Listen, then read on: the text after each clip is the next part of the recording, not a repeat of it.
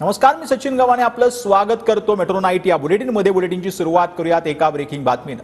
राष्ट्रवादीच्या मतदारसंघात अनेक ठिकाणी लीड मिळाला असा दावा सुनील तटकरे यांनी केलेला आहे। 2019च्या संख्याबळानुसार भाजपा शिवसेनेला यंदाही झुकतं माप मिळाल्याचं सुनील तटकरे यांनी म्हटलंय।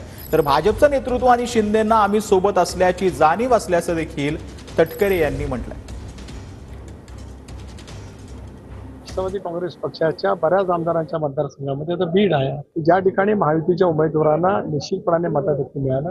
यावेळेला आमचं संख्याबळ राष्ट्रवादी म्हणून म्हटलं तर 19 सालामध्ये 4 जागा आल्या होत्या। सिटिंगचं संख्याबळ म्हटलं तर मी एकच त्या ठिकाणी सिटिंग होतो। या उलट भारतीय जनता पक्षाची सिटिंग खासदारांची संख्या जास्ती होती। शिवसेनेच्या सिटिंग खासदारांची संख्या असताना त्याच्यातल्या शिंदे साहेबांकडे असलेल्या खासदारांची संख्या सुद्धा जास्ती होती। त्यामुळे स्वाभाविकपणे त्या क्रायटेरियामध्ये त्यांना झुकतं माप मिळणं हे युतीच्या जागा वाटपाच्या राजकारणामध्ये युतीमध्ये अशी पण चर्चा सुरू आहे की तिसरा पक्ष आल्यामुळं हे काही इतर शत्रू जे आमचे आहेत, आमच्यावरती प्रेम करणारे जे आहेत, ते विरोधकांच्याकडनं उठवण्यात आलेली अवही आहे।